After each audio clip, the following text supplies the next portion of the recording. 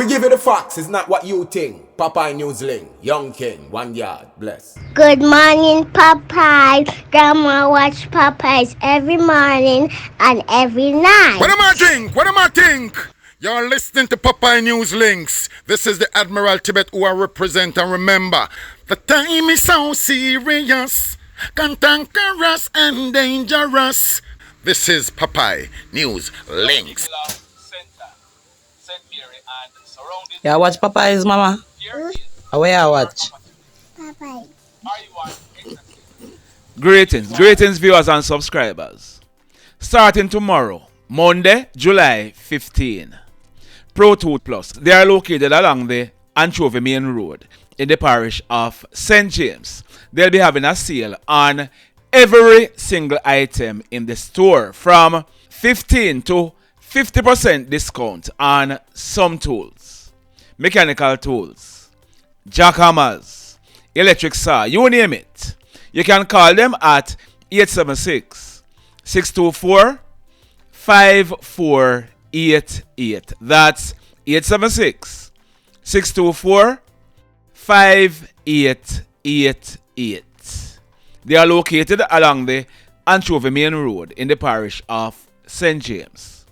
Check them out. Now, keep on checking out some of the tools at Pro Tools Plus until we start today's journey. In the news today, in this first report, detectives at the Portmore Sissoko office, they have arrested and charged a bus driver and 3 bus conductors for 1. Rape, 2. Forcible abduction, 3. Householder encouraging violation of a child under 16 years old, 4. Abduction of a child under the age of 16 years old, and 5. Conspiracy to rape. There are 1. Shaquille Blackwood. He's also known as Shaq. He's a bus driver living at New Nursery in the Twickenham Park area of Spanish Town. 2. Jaheim Crooks. He's also known as Coolie. He's a 19-year-old bus conductor living at Patricia Avenue in the Edgewater area of Portmore. 3. Jonathan Bedward, but he's popularly known as Stinky. He's an 18-year-old bus conductor living at Portmore Villa in Gregory Park. And 4. Dovaun Bailey, he's also known as Leon. He's an 18-year-old bus conductor living at Avery Crescent in the Edgewater area of Portmore, all in the parish of St. Catherine. The allegations are that late last month, the bus conductors, they collected money from a 12-year-old and a 13-year-old girl and invited them to a house party in the Waterford area of Portmore. They put money on the money that they collected and buy alcoholic beverages. While the 12 and 13-year-old girls were at the house, they were given liquor to drink, and when they got drunk, the 3 bus conductors, the driver, and about 5 more rapables who have not yet been apprehended, they took turns in having their way with the 12 and 13-year-old girls. As a matter of fact, the girls, they were at the house from minutes to 11 o'clock on the Thursday morning, and we are told that on many occasions they tried to leave, but they were prevented. They were not allowed to leave until about 9 o'clock the next morning. So these little piece of nastiness, they had their way with the 12 and 13-year-old girls for almost 24 hours. Think about that for a moment. Boy, may I tell you. So, Shaq, Leon, Coolie, and Stinky, they'll be going to the courts shortly. Now, uno see why wickedness can't done? Boy, may I tell you. Now, in this next report, detectives in Trelawney, they have arrested and charged 18-year-old Eric Simpson, also known as Macka, for breaking into the Falmouth All-Age School. Macka, he's living at Water Lane in the Falmouth area of Trelawney.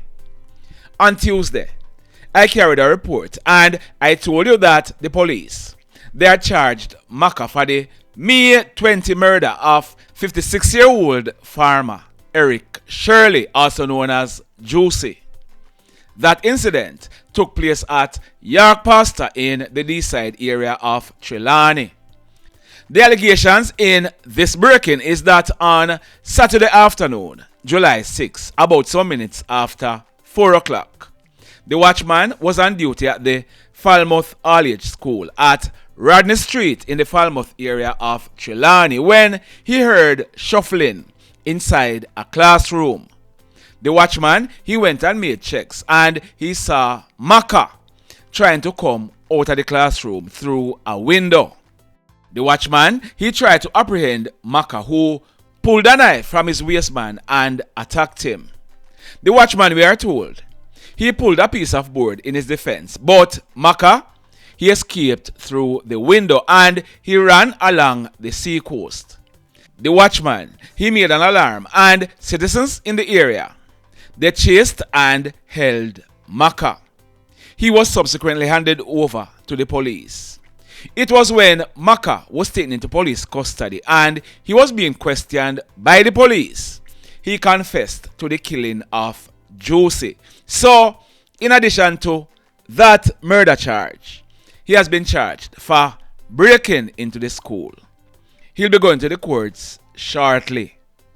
In this next report, on Thursday afternoon, July 4, about 3 o'clock, a chef in his mid-20s, he was at a bus stop along the Barridon Parkway main road in Portmore when he was approached by 3 guys. It is alleged that one of them was armed with a gun which he pointed at the chef. They held him up and robbed him of his iPhone 12 Pro Max cell phone and 2,000 Jamaican dollars in cash. The hoodlums, they then made good their escape on foot in the area. The police, they were informed, and on Monday, July 8th, the police, they picked up a guy who was identified as a suspect in this robbery. There he is on your screen. His name is Barridon Campbell. He is 26 years old and he's living at Elgin Street in the Denham Town area of Kingston. Barridon, he was placed on an ID parade where he was positively identified as one of the robbers. As a result, he was charged for robbery with aggravation and firearm charges. So he'll be going to the courts shortly.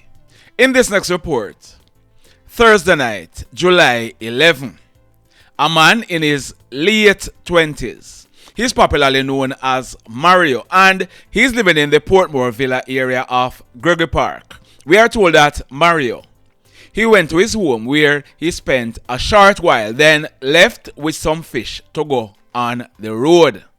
Shortly after he left his home, gunshots were heard being fired. When the residents went and made checks, Maro, he was found lying along the roadway with gunshot wounds to his face and his left side. Family members, they rushed with him to hospital where he was treated and admitted in a serious condition. The mayhem. In this next report, that female on your screen, her name is Deniece Andrea Campbell, but she was popularly known as Den. Den, she was born on February 3, 1994, 30 years old. She was a bartender and she was living in the Watson Grove area of Gregory Park in Portmore in the parish of St. Catherine. We are told that Den, she was suffering from asthma and other medical conditions. Early Thursday morning, July 11, about some minutes to 6 o'clock, Den, she was at home when she suffered an asthmatic attack. We are told that one of her neighbors went to assist her, but when he knocked on her door, he got no response. As a result, the neighbor looked through the window and he saw Den's lifeless body in a kneeling position, slumped over her bed. The police, they were called, and when they made checks, then she was DEAD. We are told that no marks of violence was seen on her body, but a post-mortem examination will be done to ascertain exactly what led to Den's death. Sad indeed. And talking about sad indeed, this next incident, it took place late Tuesday afternoon, July 9, about 5:30. A son, he was fishing with his father. The son's name is Matthew Fung. On September 21, coming up, he'll be celebrating his 16th birthday. He was a student and he lived at Boroughbridge in the Cave Valley police area of St. Ann. We are told that Matthew, he was fishing with his 56-year-old father and one of his father's friends. They were on a raft in a river behind the old bakery at Boroughbridge when Matthew, he reportedly fell off the raft into the river. His father, he jumped into the river trying to save his son, but he was unsuccessful. Young Matthew, he drowned. His father was later assisted by residents in removing Matthew's body from the water. Sad indeed. In this next report, a pedestrian was killed in a traffic accident along the Rosal Main Road in the parish of St. James about 10 o'clock last night. I am doing some digging and will be updating that story in an upcoming video, but over in the parish of St. Ann. Friday night, July 12, about some minutes after 8 o'clock, a man who we have not yet gotten his name, he was walking along the sidewalk along the Landover Main Road. He was walking in a westerly direction. A 29-year-old male from Point Hill in the parish of St. Catherine. He was driving a 2003 white Toyota Platts motor car. He was driving in the same direction that the man was walking. On reaching a section of the road, we are told that the car, it reportedly developed mechanical issues. As a result, the driver, he lost control of the car. The car, it hit the pedestrian, causing him to fall on the ground in some bushes. The man who was hit, he ended up dying on the spot. We are told that it is likely that the driver for the car, he'll be charged for causing death by dangerous driving. If and when he's charged, I'm going to be telling you who he is. Sad indeed. In this next report, I carried a story on Wednesday, May 15. It was about the killing of that female on your screen. Her name is Britney Gibbs. She was 30 years old and she lived at Blackgate district in the parish of Hanover. Britney, she was about 6 or 7 months pregnant when she was shot and killed on Tuesday afternoon, May 14, about 1:45 o'clock. Residents of Woodlands district in the parish of Hanover, they saw a white Nissan AD wagon motor car driving through their community.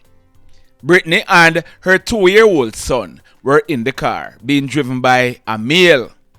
Shortly after the car drove through the community, gunshots were heard being fired and the car sped away. When persons went and made checks, they saw Britney's 2-year-old son in the middle of the road crying like crazy.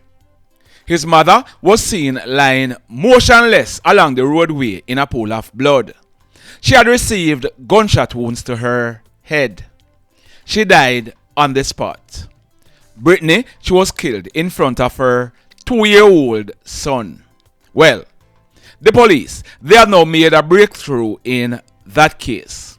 They have arrested and charged serial killer John Lee Roach, popularly known as Roach, for her murder.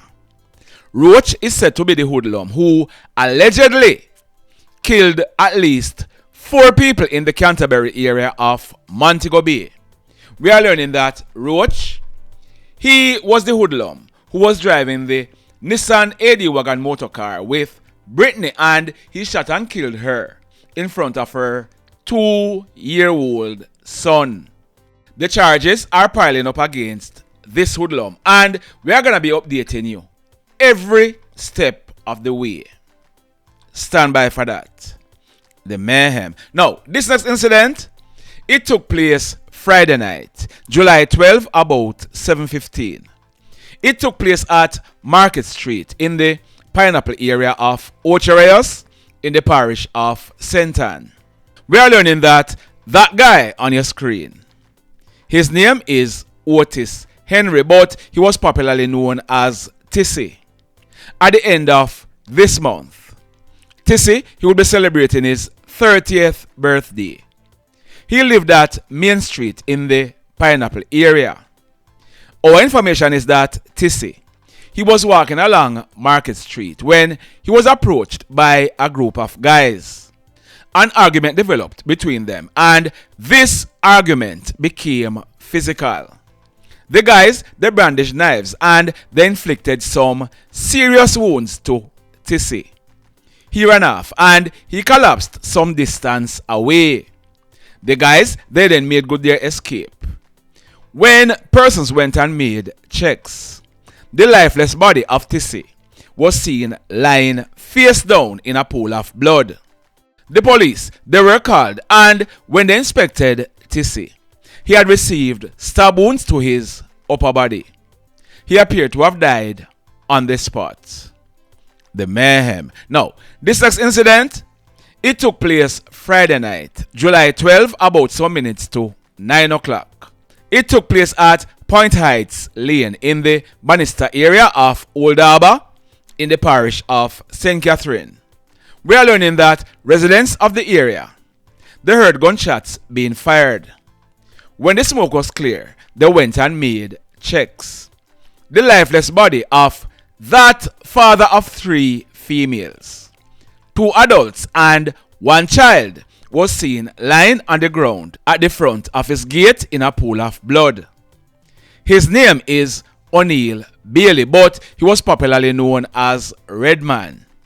Redman was 50 years old and he was employed at the Jamaica Bedding Company in Old Harbour. The police, they were called, and when they inspected Redman, he had received gunshot wounds to his upper body.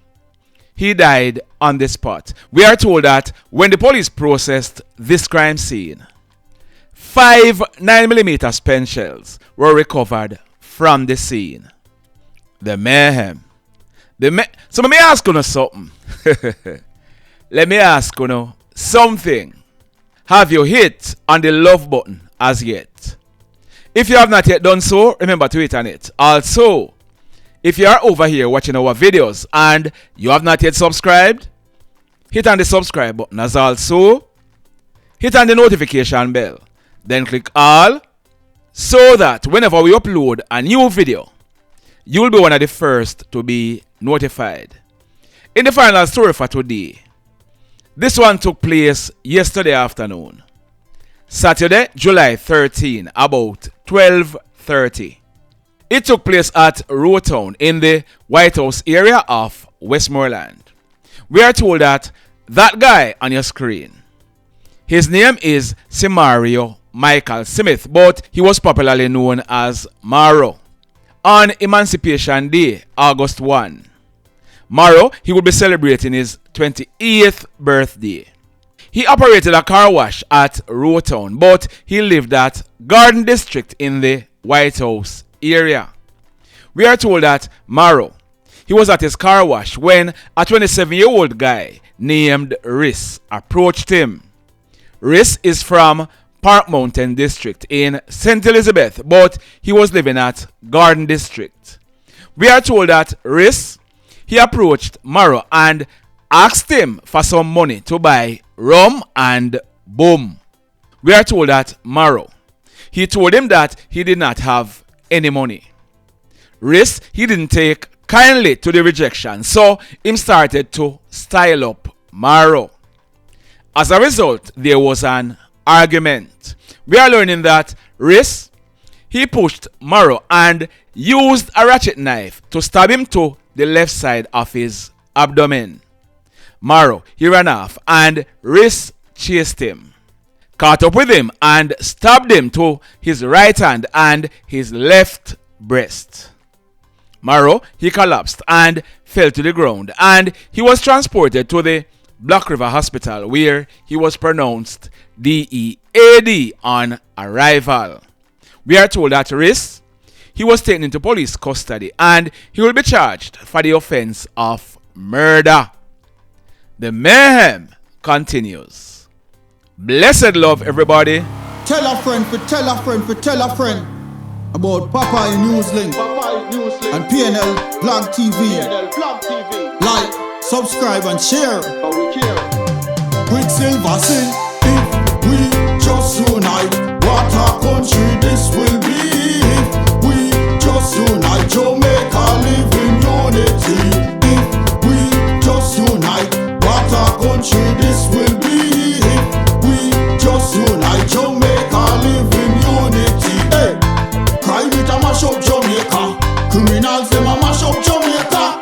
Jamaicans mash up Jamaica. Oh Jamaica, me sweet Jamaica. Crime it a mash up Jamaica. Criminals them a mash up Jamaica. Jamaicans mash up Jamaica. Oh Jamaica, me sweet Jamaica. I coulda sunshine or rain. Jamaica, no problem, no pain. Rude boy them no out can't tame, but me want me country back. Give me country back. To the street and the lane. Everybody them start complain. Bloodshed, what a shame, what a shame. But me want me country back. Give me country back. Crime it a mash up Jamaica.